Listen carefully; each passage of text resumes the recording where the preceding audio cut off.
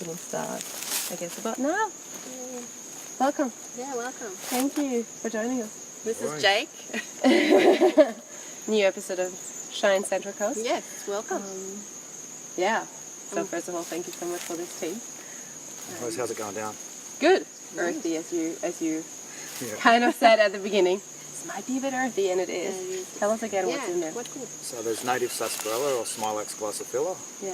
which is a bit of that sugary flavour that you can get in there. It's also a hormone balancer, an appetite suppressant and thirst suppressant, reasonable levels of vitamin C. Thirst repressant. Yeah, so it helps you stay hydrated. Okay. It's quite good, but yeah, if you have a little tea of that, you don't need to drink or eat for a while, which is pretty handy on some of the survival missions. Definitely. Yeah. And a bit of native ginger or Alpinia caerulea, which has got all the benefits of your standard ginger. Wow. And stomachic, which I need at the moment. I'm a bit crook in my tummy. I think So I ate it settles the stomach, yeah. And ginger is good for like a cough as well, which I need. So Oh, cool. thank you. So yeah, And a it's few fun, other you can- secret herbs and spices in there as well. Yeah, and I mean, both of us, we feel so honored to have this chat with you. Like, thank you so much. just Oh, reading thanks for through your inviting me to bio, the and show. I've been following you for Yeah. at least the last 2 years. When we moved to the Central Coast, I gave my husband a voucher. Like, one day we do this wild plant course with Jake. He's like, yeah, cool.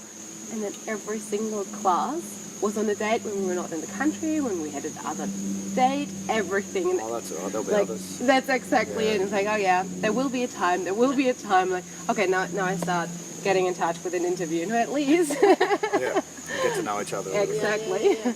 That's really, because you have like 20 years of experience living in this country, like really living from the country as well, which is, I feel, very. Where did that come from? Where did that from? Family exactly. upbringing, or where did it? Where did my survival missions come Yeah, from? where- Yeah, come from? and that interest. It's kind of unintentional at first. I was 16 or 17 and I decided to do a bit of a bush mission for a couple of weeks. So I went down to local shops and bought a heap of food Yeah. with the $20 I had. And that all ran out in a few days and yeah, 3 weeks later I was still out there living off yabbies and wild raspberries and yams and a bunch of things I'd learnt from local elders, including non-Indigenous elders, that taught me a little bit about Indigenous plants and plants that the first settlers used. And my mate that was in the Army Reserve at the time came and found me, and I was very, very tan, very lean, and feeling pretty sharp. And he's walked into the cave where we grew up, going to this cave all the time. He said, "You're living off the land, are you?" And I said, "I guess I am." So I pinched a chicken from a local farm as well. That's one of the things that got me by in those 3 weeks. But so it was kind of unintentional, and then I realised that I guess I had it in me to be able to live off the land, and I kept doing them every year, 1, 2, 3 a year, usually a week, 2 weeks. The most is about 3 weeks. And then I ended up working in security for a lot of years. I was in pubs and clubs. Was that local here on the Yeah, coast? just local pubs and clubs. And you are originally from the coast as well? Yeah, all my life. Okay. Wow. Yeah, grew up You're in born and bred. Woiwoi, minor area. Yeah. Oh, no way. Yeah, okay, Yeah. sweet. Yeah. And to leave the exciting and colourful lifestyle that came with the bouncing work, I moved to West Gosford on a property and lived up in the bush up the back there for about 5 or 6 months, living off 80-90% bush tucker. Yeah. Wild, lots of rabbits, lots of wild edibles. And then the media got hold of me, found out there was a guy living in the bush, being a bit feral up the back of the bush. And then some people in the Aboriginal community that knew me but didn't realise I was as into this stuff as I am. And beyond, Newcastle, Sydney, I started getting groups come to me, and 3 or 4 years later I guess I started to get a bit of a reputation as a bush tucker man, and I was happy to go with that. I then got a job at the Walkabout Park at Calga, Wildlife Sanctuary up there, and the rest is history. Wow. Are you still up there or not? I still do some work up there from time to time.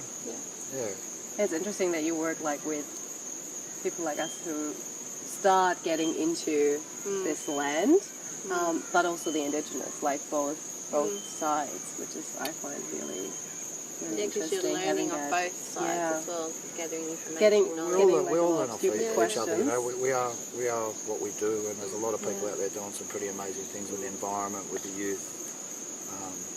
Bush regeners, starting to mix it up with youth work, which is really exciting. Which is really the big time goal Then up again, here. that connection to belonging to land, so they will actually look after it. They're not then wanting to damage it either. That's They right. get a Or connection. themselves, you know. Yeah, So the love for the land and caring for the land is self-care.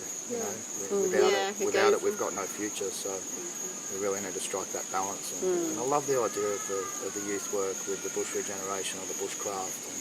Because you're involved in that too, I think. I do a lot of youth work. Yeah, I've been involved in a lot of really positive programs here on the coast. So again, this is where all this is heading. My staff, my crew, my tribe will eventually be young people that I've mentored. And we're just working in that. I'm just finding the right people at the moment. But I'm pretty excited about that prospect. So they will then teach? Yeah, well, they can go off on any direction they like. But, I'll teach them the basics, the shelter building, the fire making, 20 or 30 plants that they can safely teach people about. And there is people coming through now. There's some young people coming through that are learning really, really quickly and really taking it on. So it's great to see. I think there's that lost feeling amongst the youth of not feeling that they can look after themselves, and they've lost that inner power.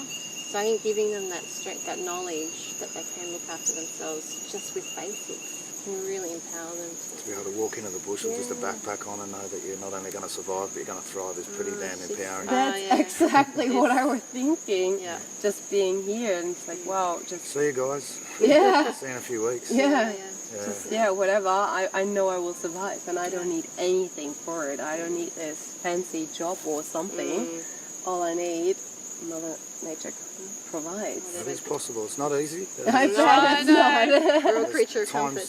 There's a time where you'll cruise along and find plenty of tucker, and there's times where you might get a carton or infection or crook in the tummy or something like that, and that's where it's really handy to have that plant knowledge so you know how to keep yourself moving. Yeah, because even when Aboriginals lived on the land, they used to move around seasonally, didn't they? So they wouldn't stay in the one place. Well, it's hard to generalise about so many tribes, but a lot would allow areas to regenerate, which is a very, very smart move. Using fire to help the land regenerate, and it's also important not to speak about Aboriginal people in the past tense, and a lot of us find ourselves doing that because there is a lot of land management still going on with Aboriginal groups, and there's a lot of people that have a very, very strong connection to culture or reactivation of culture because it never went.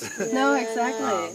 In a lot of cases, so it's great to see people like Tim Selwyn on the coast really leading the charge in again reactivating that connection to the land, and stoked to be working with Tim soon. Yeah, exactly. Really excited about that. Yeah. It's a weekend, isn't it? Yeah. Yeah, so I've been around a while, as you know, but I've just been running the courses up here at Ironbark Creek for about a year. Yeah. And I just started off with the crash courses. They're affordable. I get to bang on about plants for 4 or 5 hours, and people take lots of notes, keep it really, really simple.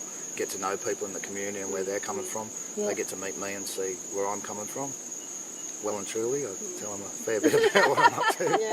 And now I'm looking to work with other people in the community, and particularly with the social justice type programs, environmental programs, and tying in with local Aboriginal people that are teaching culture. I'm really excited about that. But I wanted to, even after doing it for so long, I wanted to crawl before I walked, before I jogged, before I ran, and I think we're just about ready to start walking forward with this kind of stuff, so I'm pretty excited about it. And it's a really beautiful combination between the two of you, like that whole cultural history that he's carrying, all the stories and everything, and then that's what I'm assuming, and then you, all the bush tucker, all the survival. I guess there's so much the two of you can learn from each other. We do, we've had some good chats. We used to work together in the security industry back in the day, Tim and I. Different world, eh? That is such a different 15, world. 20 years ago, I'd say. Yeah, different way of protecting. Yeah, coming back together now, it's pretty amazing. Circle. Very, very excited about it. Yeah. So what challenges do you face in today? Like what kind of challenges?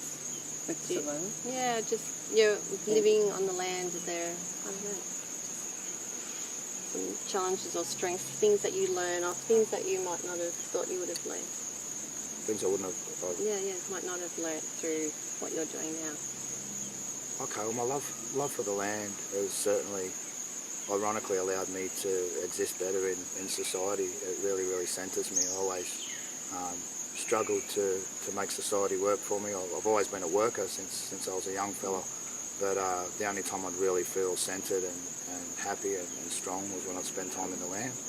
So I guess that's when my survival mission started. I'd go bush for 1 or 2 or 3 weeks come back feeling really centred and strong. Particularly when I was working in the security game, it was very, very wild. So being able to centre yourself and not that I meditate as such, but sitting on a rock staring at a beautiful sunset for an hour. Kind of meditate. Yeah. Or we just call it sitting on a rock. Yeah. So what challenges? I guess it was fairly challenging moving up here. I like my comfortable little apartment I had at Wyoming near Gosford. I like my long showers. I've got a spring up there, and I've got a camp shower set up there. So there's a freshwater spring up there. It's a little inconvenient living up here at times, but I needed to walk my walk, and I've been living off about 50% bush tucker for about the last 3 or 4 months now. Wow. And I was getting a little bit cuddly, so I lost a little bit of weight, which was handy. I didn't need to be 110 kilos. Cuddly, yeah, that works for me. I like it. So, yeah, what do I find challenging? So much about society. We're all so addicted to the system, whether we like it or not, to our vehicles, to our phones, to social media, to quick and easy food, quick and easy relationships in some regards. I don't mean in the deeper sense, but just in the way that we interact with each other. So I find all of that really challenging. So I had to push myself. There was this little voice in my head just kept saying, Jake, you need to move out to the bush full time and really hone in, all of your experience and really still your waters and do your best to help other people, of course, navigate their way through everything that's going on.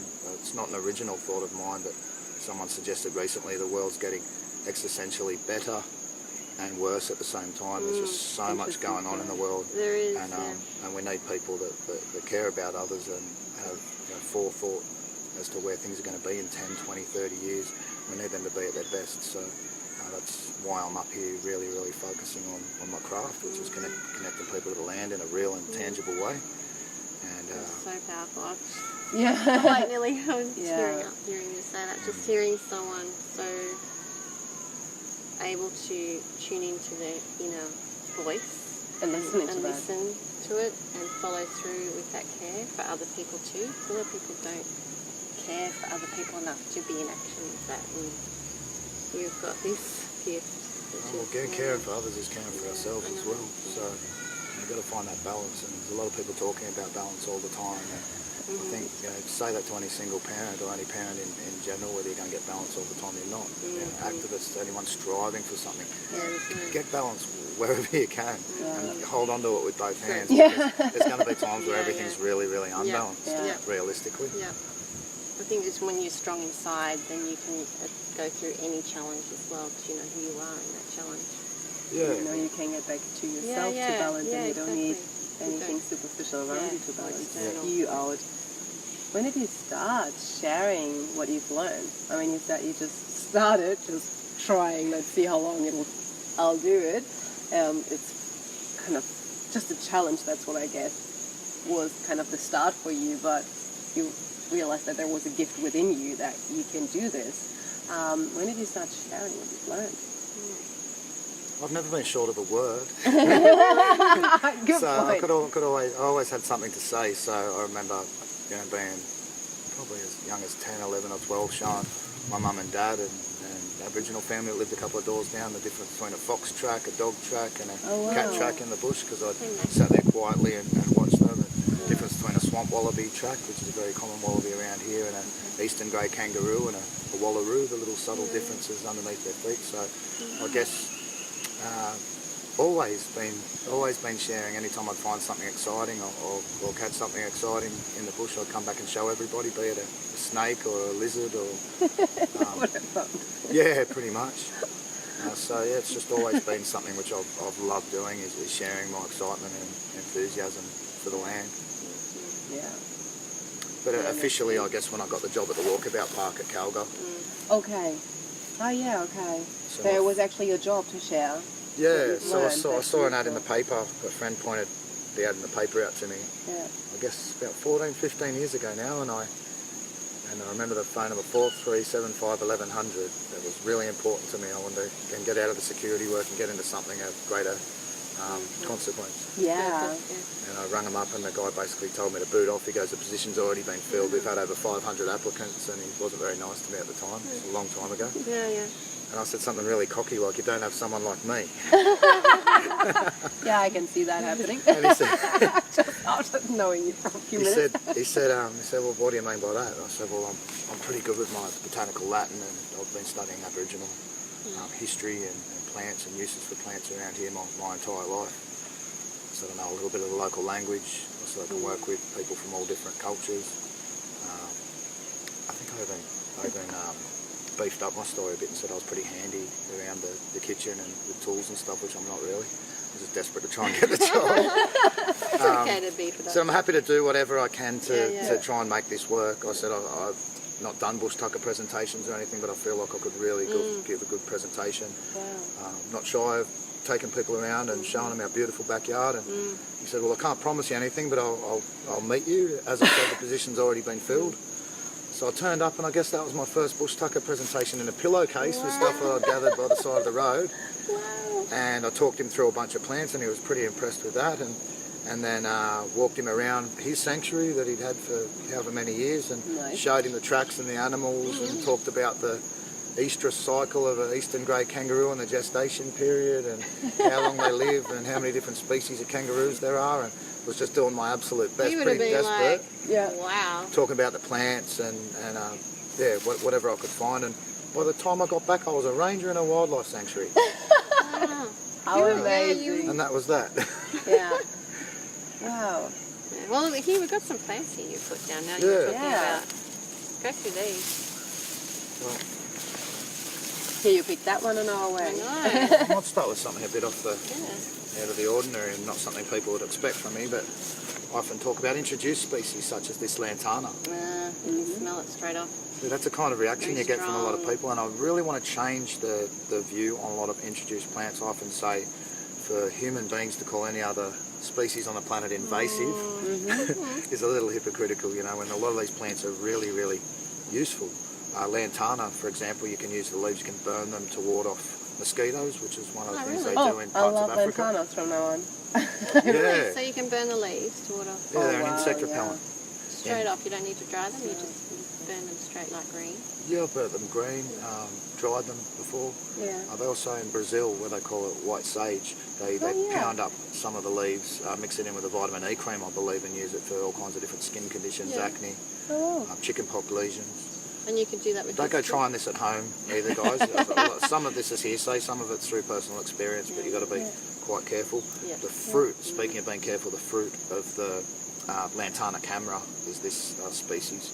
He's really toxic. A child, I think it was in the 70s, died in Australia eating the green fruit, thinking they were unripe mulberries or blackberries. Because I only know it for its flower, the colourful flower.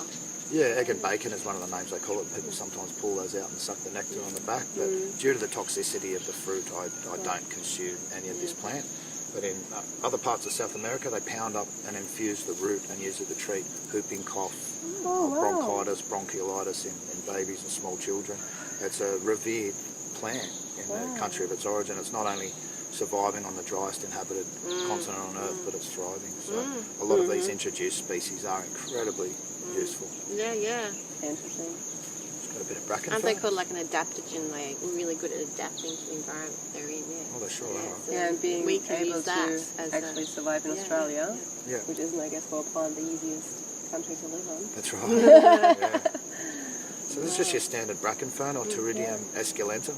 Esculentum meaning edible. It's handy to know a bit of Greek and Latin. But you wouldn't want to just eat the leaves or even the curled fronds. A lot of survival books say that you can eat the tightly curled fronds as an emergency food.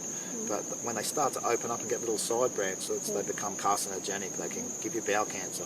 There was high instances of bowel cancer attributed to the consumption of the mature fronds in Japan. Back in the 40s, I think it was, during the famine there. So good to know that little bit of history. Tightly curled, though, they're anthelmintic, expelling intestinal parasites. And I won't go into gory details, but I've had some people that have learnt this from me and they've gone and used it. I said, listen, mate, I'm telling you not to, but they said, listen, I'm willing to give anything a try. And a couple of people that have used it, it worked incredibly well on the intestinal parasites. The That's leaves, incredible. And isn't it Plants interesting have how a so much plant on the one hand side can cause a disease and on the other side Yeah. can heal something? There's a beautiful metaphor that I thought of the other day. I think it's beautiful. It's that, it's a fine line between what is toxic to us and what is medicine. You know, and we can really use that in so many different spheres. Oh, couldn't we? yeah. The famous bush sunnies for the kids here on the So coast. good. And I'll tell you what, banging yourself in the Yeah, face all the time and when you're out there flies. doing a mission, flies and mozzies and all that, you might look a bit silly, but it's going to not get your morale to go down through the ground, so it's handy to know. Yeah. Bit of camouflage as well. Yeah. But probably the most impressive, and there's a whole heap of other stuff, but I'll keep it simple, is the root section here. If you get in and mix that with a little bit of saliva, that white slimy stuff in there, you can put it on ant bites, bee stings, Ooh. midgie bites, sandfly bites.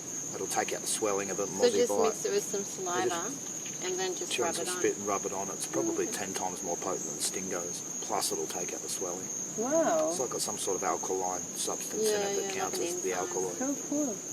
It's amazing. Also, really I love springy. plants. You Plants can are just so beautiful. pile this stuff up and make it fairly thick and makes a pretty good springy mattress. Yeah. When it dries out, it's very, very flammable as well, which is handy to be able to get your fire started, especially if you've had a little bit of rain.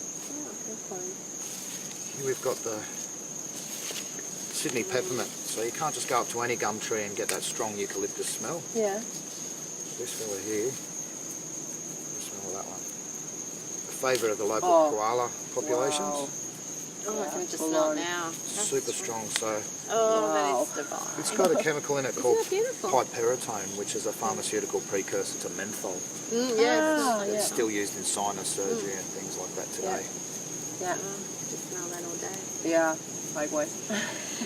It is very mentholy, yeah. Yeah. It brings back memories of those bottom, those menthol lollies and the It's got strong. the peppermint and the eucalypt all rolled into one.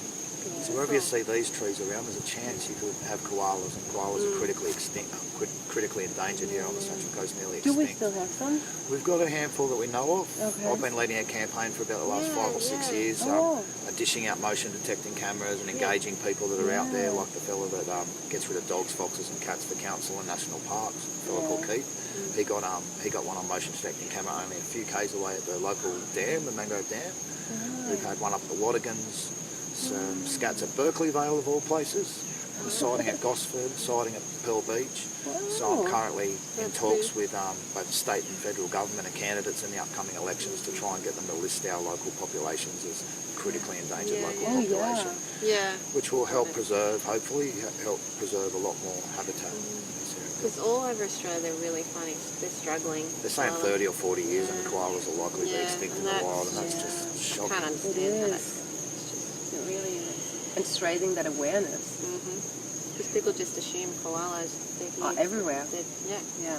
They're just part of Well, it's Australia, like but bringing your my to the grandma, conversation. exactly, who said, was just visiting from Germany, and it's like, I expected koalas to just walk around everywhere. Like, that's not kind of the case, is it? No.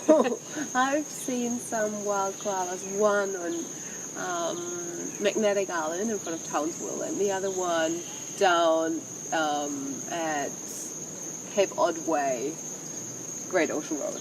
The two places where I've ever seen wild koala bears, and that's it. You get a sonic looking for them too. Yeah, exactly. Bit of a needle in a haystack situation. Yeah, definitely. Do we have what other animals around locally are on that list as well? Endangered. We've got the spot-tailed quoll, which is Australia's largest marsupial carnivore. I guess it replaced the thylacine, or we call it the Tasmanian tiger, but it used to be on the mainland until about 1,000 years ago really? as well.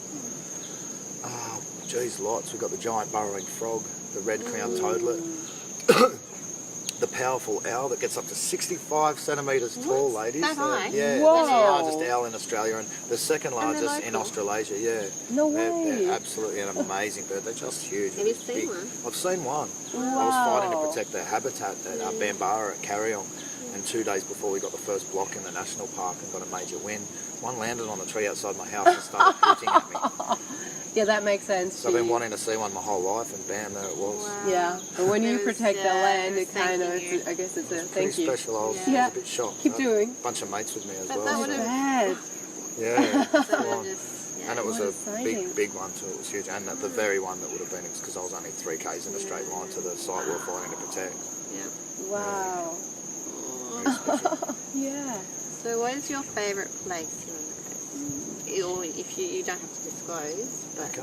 you have a... Well, I grew up around the back of Woi Woi, so Woi Woi Tip is where we used to walk up to Woi Woi Tip, and then we'd branch off from there. There's a place called Rocky Ponds. Yeah, Rocky Ponds. Yeah, so that's definitely up there. Yeah. So between Rocky Ponds and a place called Dylan's Farm, Yeah. I've got a little cave up there that I've been going to Isn't forever. there a guy that lived up there? There's a few guys that lived up there. Yeah, I've been yeah, one yeah. of the guys. I just that wanted lived to up ask, there. just thinking, were you one of the one of those I guys? was one of the guys that was living in the bush up there. Yeah. Yeah, so it's just stunning country up there. It's just that sandstone scrub and pretty hard country to survive on, really. And I've had mates that are from North Queensland that do survival-y type stuff and all that, and they say it's hard country down here to track in, and it's hard country to live off. And What's that for? Is it because it's dry, or is it yeah, it's just dry scrub. There's a lot of food out there. You've just really got to know it well and have that intimate, close relationship with it, and just spend lots and lots of time in it. And that's nature connection, really, isn't it? Getting to know, you get to know a person. You sit down, you have a chat with them. You know their name. You know their likes, their dislikes, where they live, where they like to hang out, what they eat. Before you know it, you start to get in close relationship with that person. You might even start to develop some love for them, and that's the best way I can describe my connection to the land, is just being so close to it for so long and getting to know it as deeply as I can. Yeah. And that's what we're doing up here, is showing people again in a real and tangible way, not to put anything else down, but here's this plant, this is its name, this is its history, this is what it does. As far as we know, this is how we can gather from it with great respect. This is how we can do it without ruining the animals' daily subsistence that rely on it for food. How can we walk on this land with the ultimate respect? And a big way to start off with is to get to know, get in relationship with the land. And the best way to do that is, hey, I'm here, I want to learn everything I can about you, I want to get as close as I can, and I want to treat you with respect. Yeah. I think it will in return too. Yeah, and I just feel that beautiful passion from you. It's like really, I mean, you grew up here and really kind of fighting in a really educational, positive way for the land as well. That's absolutely impressive. It is a fight. Exactly. People say don't use the word, and you try not to, and you do it creatively, and we've done it with bush tucker walks. And, well, a couple of the campaigns I've been involved in, that was one of our main, use the word weapon, one of our main strategies, that's a better word, isn't it? Yeah, nice was one. to take hundreds, if not thousands of people to the site and take them on a bush tucker walk with their kids and their family, and we're getting just average local families that were the school teachers and off-duty cops and council workers and whoever were coming along, tradies, coming along with their 3 or 4 kids. And before you know it, by the time the election had come around, or we'd have a peaceful protest or an event, we had these people there.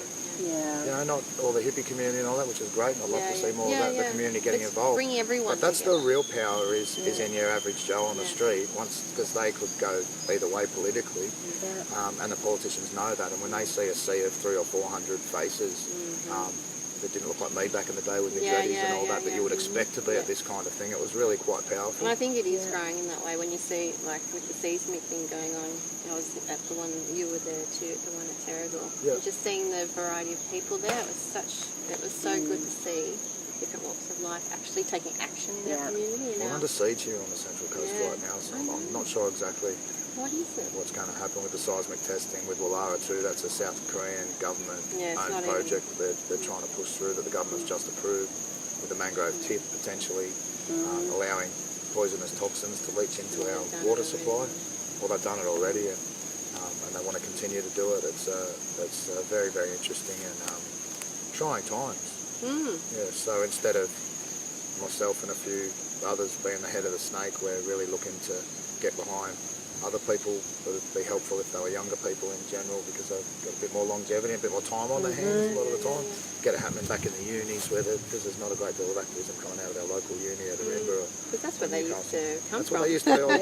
The unis Same. would act, they were very... And in the dance parties out in the bush and that kind of thing, you know, there's a lot of issues around activism. It attracts a lot of interesting and colourful people, and it can often sort of work against the cause if you're not really, really careful. So we really need it to just become more mainstream, that we look after our local area. Again, looking after our local area is looking after ourselves, it's looking after our children. We shouldn't have to call it activism, or should be able to call it just being a local, being an Australian, to act in the best interest of the place where we live and where our kids are going to grow up. I just feel like when you say fight, it is, and it's a hard fight because of the length that you have to go as a people to go to the High Court at some point. And the amount of money that we need behind us to actually say what we want that's coming from our hearts, and we have to do that to our politicians. I don't want to go into the political. It's a hard one to avoid. It is, It is. But it's what I really like is that positive approach of educating people. It has to be. And make them connected, make them part of it. It's like, this is your land. Well, there's two ways of doing it. You can poke people in the chest and say, why aren't you doing something? Do something, do something, do something. Or you can inspire the hell out of them by your actions and by, celebrating positively, take them on bush tucker walks. Again, introduce them to the plants and animals so they start to build that relationship. And empowering youth to survive in the Australian bush. I mean, it's empowering within you, but I mean, if you go travelling afterwards and tell people, I survived in the Australian bush for a week, well, holy.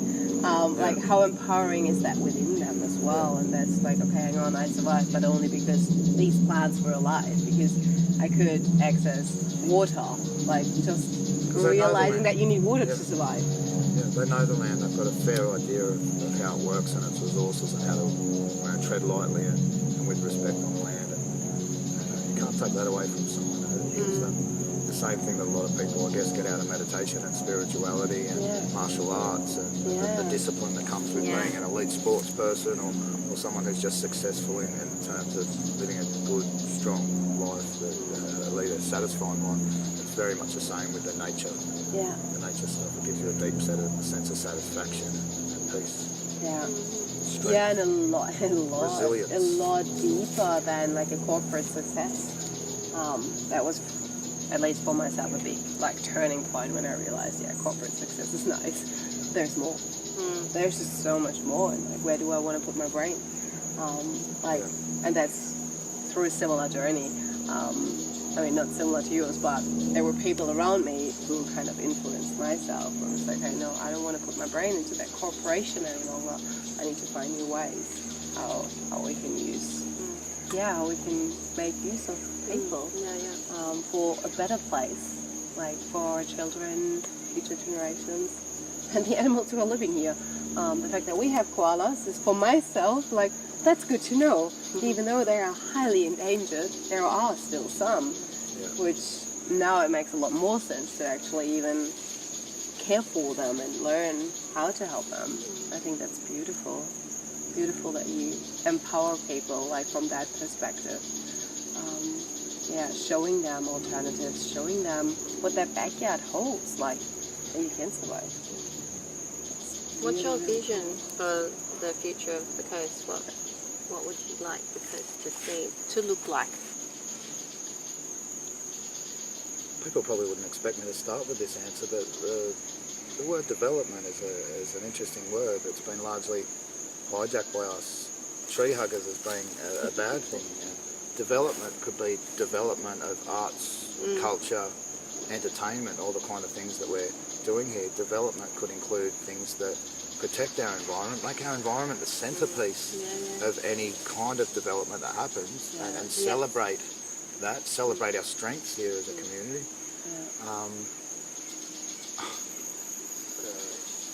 We've got a lot of issues here on the Central Coast. We've got a lot of things that need to be tackled, and they can't be avoided. The ice epidemic here on the Central Coast needs to be tackled head on.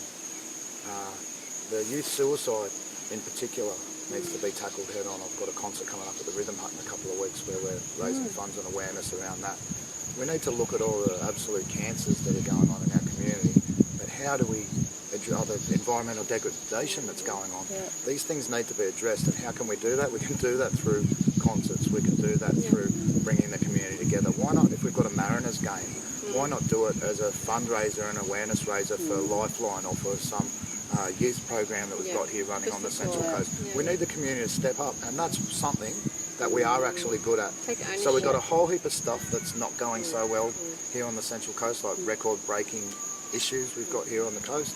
But one thing we've got going for us, we've got a lot of things going for us, but one major thing we've got going for us is we have the second highest rate as a region for giving to charities here on the coast. You've got a lot of big-hearted people here on the Central Coast, and that's our bloody strength here on the coast. We've got a lot of people that really care. We had over 1,000 people turn up for an event to raise some money for a local homeless shelter, coast shelter, and over about 5 or 6 years raised probably $100,000, like, including sponsorships and that kind of thing. We've got to focus on our strengths, which if we step back and look at the big picture stuff, it's people like Tim Selwyn and the Aboriginal community that are doing the cultural tourism and helping people connect to that, because people are desperate to find a way to connect. They are. Eco-tourism, cultural tourism, farm stay tourism, having the woofers and the backpackers coming and staying on the local farms around here and enjoying our beautiful national parks. It's about tackling the big issues and also celebrating all the wonderful things we've got here on the Central Coast and expanding on those. Back to the word development, the development of our arts, culture, entertainment. If we're going to have development, which we need, like actual development, why not world-class sustainable development, exciting development that the community wants? That others can look into us and go, wow, look what they're doing. Absolute best practices. What a perfect place to do it. Keep our waters pristine, keep our enormous national parks here and looked after, and people can come here and, you know, there's nothing wrong with making it all sustainable as well. The tourists can come here and spend all their money, and on Sunday afternoon we can wave them goodbye. The holidays can wave them goodbye, and they leave their money here, which helps all local businesses and individuals that are running different things. We've just got to not drop the ball here on the coast. We've got to keep an eye on all the major issues that are going on. We've got to keep our politicians honest, and the only way to be able to do that, or as honest as we can, the only way to do that is if the community actually steps up and gets involved in that process. Talk to our politicians and raise those concerns and say, hey, what are you doing? You know? And the people being aware of it. Awareness is a big one. Getting it out there. And then showing people how they can actually take action. Exactly. That's the most important one, because people don't know how to. What would you say are like the key things for normal people can take action? For people to realise that they're an adult in this community. They've got the full right to be able to ring up a local member on their phone number at work and say, "G'day, my name's Chris. I'm really concerned about this Woollahra 2 issue that's going on, or whatever issue it is that you're concerned about, and I'd really like to know what you're doing about it." And they might say, "Email me, whatever," and don't give up. You know, find out what's going on in regards to it. Let them know that that you don't know if this is your truth, if you don't know who to vote for, you think there's not much of a difference between the major parties, but you're really hoping for support on this, you're really hoping for support on that. You know, I'm a local parent, I'm a local community member, I've got lots of contacts in the community, I'll be sharing what you've shared with me, and if they give you an answer that's that you don't feel is satisfying, then just keep following up. Keep sending them letters. If they completely ignore you, I mean, there's nothing more you can do. Stay polite. You're dealing with a human being. Always be respectful. You can be firm, you can be passionate, you can even be upset about a few things. There's things that we're allowed to get angry about, like poisoning our water or turning the northwestern Central Coast Road on our water table into a mining town is of concern. But speak to people like myself. There's other people in the community that have been there and done it with a lot of actions. And just seek out what's going on. There's plenty of Facebook groups with all these different issues. The Express Advocate local newspaper has a bit of info about local environmental stuff, but the Coast Community News is probably better for that kind of stuff. It's much more community orientated, so find somewhere where they give you the Coast Community News. Speak to elders in the community, and I use that term broadly. There's often the older members of our community have a fair idea of what's going on politically and with our environment. Unfortunately, less what's going on with the youth, because we need to focus on our youth, man. They're the future. It needs to be like one of our primary objectives, is making sure that they're happy and healthy and solid and moving forward. They're going to be here looking after our earth after us. So we just need them of a mind to know. We need them badly. Again, did you just say they're going to be looking after us? Our earth and us. That's right, and us. You know, so we better treat them right as well. Absolutely. Empower them. But I think one thing also was like, you can chat. Like if there is someone who wants to change something, have a chat. Reach out to someone like yourself, and say, hey, what can I do? Good question. I love to be asked. Yeah, exactly. And if you're thinking nice little that list. out there now, Yeah, exactly. you can Get in approach. touch. My normal Facebook page is hacked, so Facebook took it off me Yeah. about 14 months ago. But if you go to Jake Cassar Official or go to my website, jakecassarbushcraft.com, it's got my phone number there, it's got my email address there, you'll find me. But Jake Cassar Official on Facebook or Jake Cassar Bushcraft on Instagram if anyone wants to get in touch. Yeah, yeah, beautiful. So who are your buddies in the coast that stand alongside with you that help with commitment to looking after our... With the environmental stuff? Yeah.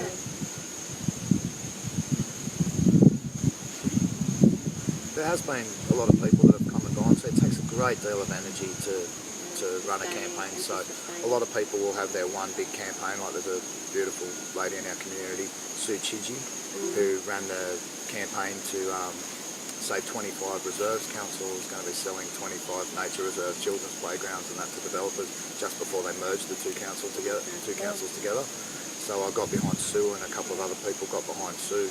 And we won that campaign and saved the 25 reserves, which probably would have been, we probably stopped about $1 billion worth of development right there and then. Wow. And they're all still nature reserves and children's playgrounds now, which is nice to see. There's been lots of different individuals. There's Community Environment Network, who kind of tied in with council a little bit, but they still do a lot of good work. It's more just individuals coming and going because it's not something which is really that sustainable. So you can go on the Stop Wallara 2 page on Facebook, although that's become big Everybody Vote for Labor campaign because they're trying to just go with the other guys because Liberals are letting them down. So that's been very, very political. They're made very, very political and in the way of supporting Labor. There's a page still on Facebook. I can't access it because Facebook won't let me, but Save Our Sacred Land, Central Coast, on Facebook as well, and we post a lot of different, people post a lot of different environmental issues there. Yeah. But it's mainly just keeping an eye on the papers, on the different social media pages, keeping an eye out for actions that are coming up. I speak to different individuals that can point you in the right direction, and just empower yourself to be able to ring a local politician, write a letter, turn up to meetings.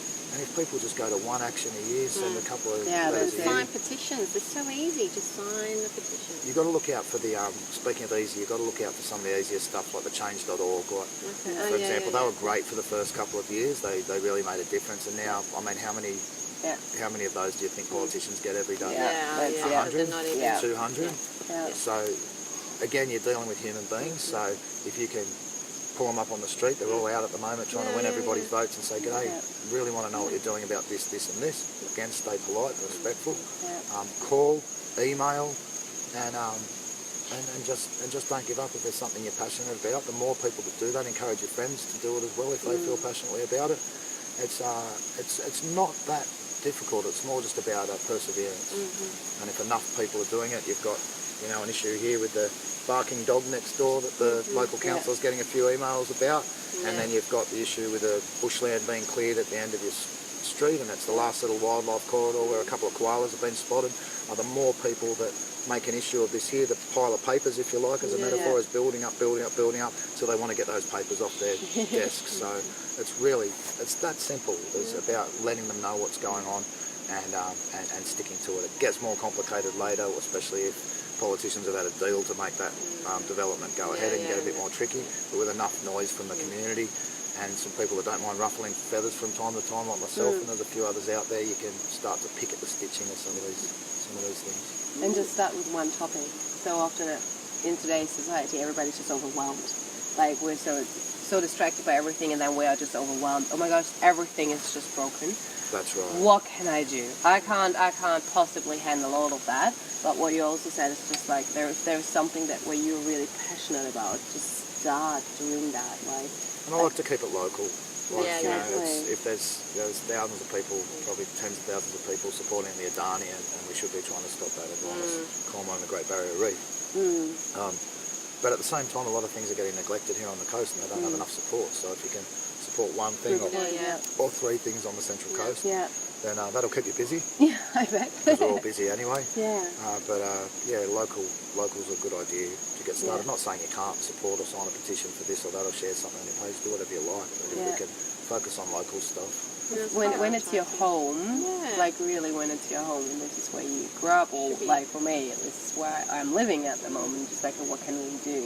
Got the privilege enough to be walking on this Yeah. land and enjoying all the benefits here. Very blessed here. So Yes, to be able to give back to Mother Earth Yeah. is a fair exchange. They talk about a fair Really exchange a lot nowadays, don't they? Yeah. So to be able to find a way to contribute and to give back Yeah, gives you a strong sense of place. Yeah. it really does. It gives you so strong sense of home. And the Central Coast, like for me, just when I moved to 2 years ago, like really welcoming as well. What you said about the community, like it's a really positive thing about the Central Coast. Is there anything else where you feel like Get that? I bet. What do you think is like, what shines most about the Central Coast? I think the big-hearted people, being involved in things with the homeless and the youth and all that, you meet some people that are ultra passionate about helping people and helping people that might struggle to help themselves.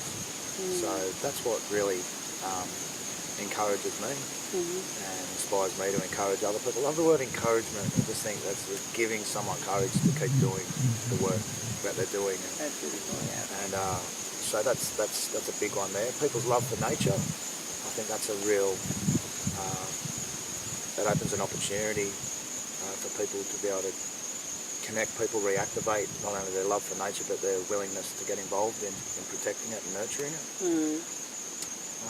I like a lot of people on the Central Coast are very down to earth, very raw. A lot of people can't handle that. I just think there's a lot of real people. Again, back to that thing of we've got the second highest rate as a region for giving to charities. There's a lot of fair income people, to use a very Aussie term, a lot of fair income people here on the coast. With all of our issues, I think there's a lot of really great, solid, down to earth, kind, decent, hard-working people. It's one of our major strengths, and it's something we could capitalise on a lot more. Is that part of what keeps you running? Yeah, definitely, and all the issues that we've got here. Yeah. If I was in a perfectly happy and healthy society, I'd probably get a bit bored. I love a challenge. That's an interesting point. I love a challenge. I love seeing change. I love stepping back after I've really sunk my teeth into something and take a few steps back and look at what we've done. I won't say what I've done, but what we've done, because none of it I could have accomplished on my own. What do you think is the biggest change that you have seen in a positive way where you have been engaged, or in general, like the things were like, wow, incredible that worked out? Wow. Well, it was about quite a while back when I was taking some boys from the local boys' home, the juvenile justice centre up here, Frank Baxter, on a bushwalk down at Carryong, and we noticed some tags on the trees. And one of the boys said, "What are all those tags on the trees about, Jake?" And I said, "I don't know, mate, but I'll find out and get back to you." And ended up spending 2 years in the Land Environment Court. They were trying to do the biggest development within any national park in New South Wales. One question.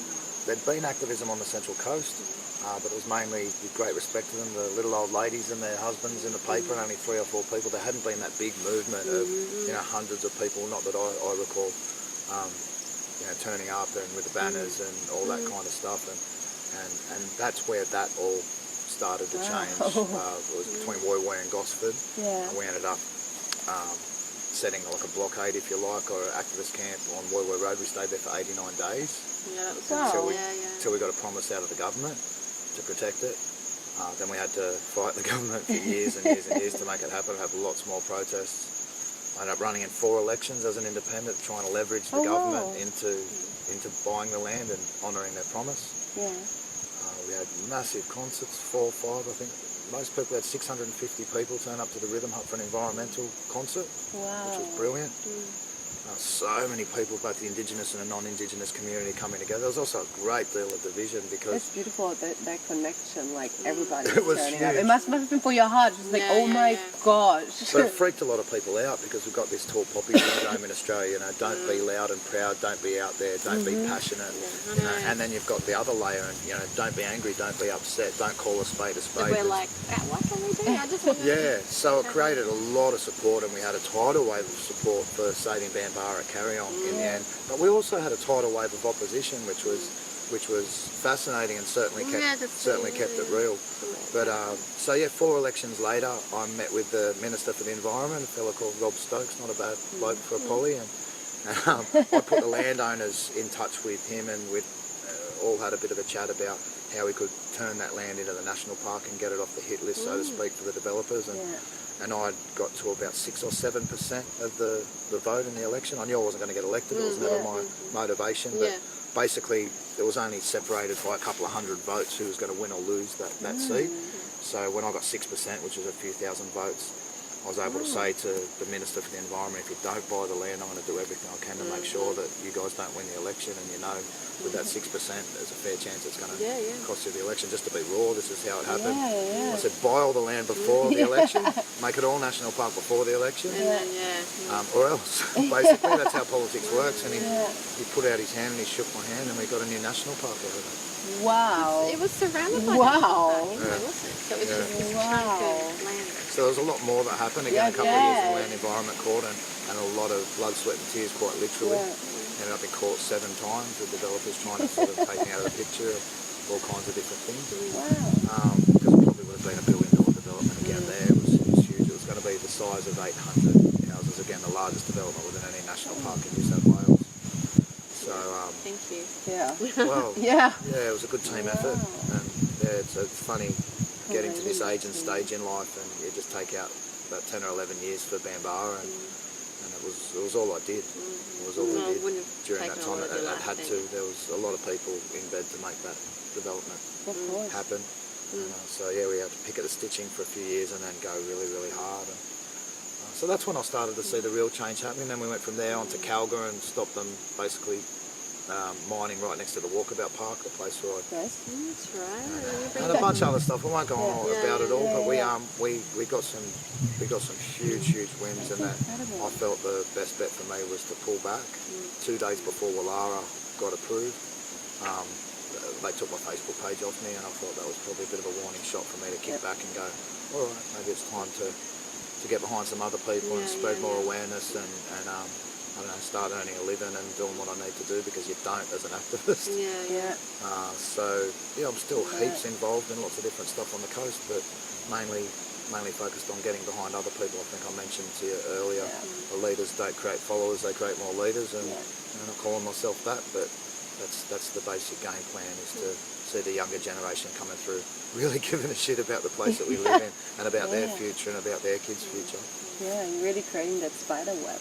Like being an influence and helping them. And doing it in style, having concerts, having camping trips, having fun with that. It's not, we don't have to go into like everybody's face like this is shit. It's like, no, hang on, we have a massive party, and by the way, we tell you this, please help us. And we're having a good time. Like having, because, I mean, at the end, what I sense is it's really about creating a beautiful and even more amazing Central Coast, which is already a beautiful place, but really tackling some massive topics. See, the reason some people don't get involved is because they say you can't change anything through activism, which is rubbish. You need to change everything else that's going on from the ground up. Now, the two can coexist, and the two need to coexist. Of course, we need to change the whole sphere in which we're working. We need to change the way that we live. We're all consumers. We're not custodians, whether we like it or not. But we can do both. At the same time, one doesn't negate the other. This is what moving out here has been for me. Has been trying to again walk the talk, and I don't completely, but I've been doing my best. And but absolutely, the two can coexist with trying to change the way that we live, but also getting into our relatively democratic system. I mean, we're lucky enough when we've got an election, touch wood, to be able to go and hand out for your local independent without getting machine gun fire or things blowing up around you. We've got a fair bit of freedom, and if reincarnation is true, I'm pretty open to a whole heap of different things. We are the ones that have the opportunity to really make the change. Exactly. By one individual, you can make a change. We have the freedom. People in third world countries, and a lot of them don't have the opportunity. It's an absolute rat race, And we've got so much freedom here and so much choice. There's a good word. And we don't utilise it as much as we can, in my opinion. You're waking a lot of people up, I feel. We've been through a lot of the fluffy spirituality stuff. There's a lot of absolutely wonderful, very, very solid things in a lot of the spiritual teachings that get around, but people are really looking for something that they can do now, that they can get involved, something tangible that they can get involved in. And you can worship whatever you want. If it's coming back to you being a good person, being active in your community, and being kind in action, then perfect. support it. Yeah. Well, we might have to end on that. I have note. one more question. Ooh. Is there anything that you feel like you had to unlearn on your journey? Generally speaking, Yeah. oh well, being a man growing up in a man's world in the 80s and 90s, absolutely had to unlearn what it is to be a man. Oh. You know, I thought growing up playing football and doing boxing and martial arts and things like that, I thought it was all about being a two-fisted, sort of, some sort of tough guy and again with the way that around the footy scenes and that women are treated and the kind of people that you attract into your life, I thought that's what it was all about, and it was absolute rubbish. I had so much pleasure and fun and all that in my life, but no real happiness. So so I had to really unlearn that conditioning around what it is to be a man, and to me it can be whatever you damn well want it to be. It's about being an adult male in your community, taking responsibility for your community. I've got a beautiful 5-year-old daughter, and I want her to grow up being treated properly by young men and when she's older. So that's been a major one for me, is how can I interact with everybody, but particularly the women in the community, because they're on the rise, man, and they have been for a long time. Men are on the decline. Men are really struggling because they don't know their roles a lot of the time. And it's a big generalisation, and people can disagree if they want, but this is my fairly vast experience. I'm seeing it, so I'd love to be able to help men to be able to be whatever that is, being an adult male in the community, being strong. And I remember I started a men's group a couple of years ago, and a couple of, we haven't been doing it for a while, but I'm going to get it going again. And a couple of women, and one of the fellas said, why can't we come along? I said, because it's a men's group, I'm trying to help some of the fellas. And I had a good comeback, because they were sort of getting me, and I don't like losing arguments very much. So I said, listen, if you've got a problem, this is on Facebook, so we've been keyboard warriors here. So if you've got a problem with men being better sons, fathers, partners, then please let me know, because that's all we're trying to do. We're just trying to be better, for everybody out there, including our daughters and mothers and partners and all that kind of stuff. And the argument stopped, and I was pretty happy with that. Yeah, that's a really good one. It's like shush. That was true. You spoke truth. Yeah, that's it. But there is so much brainwashing going on in that, like with men, like what is it, like the whole advertisement industry, like so deeply targeting that. There's a lot of pressure on men. It's undoubtable that there's a lot of pressure on women, and it always has been, and it still is. But beautiful work. We need to work together. I love the idea of men's and women's groups, and then coming together and sharing and all that for the sake of our kids and everything we stand for. There's another really good men's group starting up here on the coast. So I just want to get behind anything positive I can, anything that empowers people. Can you already say who's leading that men's group? Do you remember? It's James, I can't think of his last name. Oh, I heard of James. Yeah, James. Yeah, I haven't met him yet, but I heard of James. Yeah, they do the sweat lodges and all that kind of stuff out of McMaster's. Yeah. McCaskey. Sorry, James. So embarrassing, man. Yeah. Someone forwarded me the sweat lodge. And Lara, is it? James and Lara. Yeah, okay. So, okay. you'll we will share that one in the group as well. Yeah, cool. Yeah. So and the weekend retreat. We'll as well. Yeah, we've got lots of stuff coming up. I'm going to be teaming up with those guys, and we just need to. There's a lot going on the coast, but it's very sort of split out and spread out. Yeah. So we just need to all come together, and all the good people that are doing good things need to keep working together, like us right now. Yes, exactly. To bring awareness so everyone can link in and know who to talk to in community where they can make a difference or act or just, and that every person can make a difference. Like every single person can make a difference. Does make a difference, actually. Everybody is making a difference. We are, so we can look at what we've it's our done. choice in which direction we make that difference. Yeah, it's not even a question if, no, it's you are. So which difference do you want to do? So there's so much good here. We dwell on the bad, but there's a lot of potential. There is so much good. Opportunity, potential. There's a lot. Just grabbing it when you see it. Yeah, Don't let it go. And everybody go to one of their classes and one of the workshops. What's the next one? The next one's sold out, isn't it? Yeah, they've been selling out, which is pretty cool. No, every time I go, oh, it's sold. I said to Chris, the next one's sold out. Yeah, there'll be some more going up on the website, but we've got a book a course now if you just go on jakecassarbushcraft.com. Yeah. And you can just go to book a course now, and you don't have to book straight away. You can just look at the upcoming Yeah, because you've got a list now. Of the There's a ones list that, now. Yeah, I just yeah. don't know why we didn't think to do that earlier. There But you go. Oh, if I come out, I can make that one. yeah, Step by step. it's been really helpful. But I'll share on Jake Cassar Official on Facebook as well. I'll We'll be share sharing that. James and Lara's events and other Yeah. people's events around the community. Obviously, Tim Selwyn's stuff, Yeah. his Aboriginal courses and tours. Yeah. So we just need to survival of the most cooperative, eh? Not survival of the fittest. That's what we need. Yeah. Okay, beautiful. Thank you so much. No worries. Jake. Thanks for coming out. Yeah. Thank you for having us. Thank you. I'll just switch it off. Bye. Bye.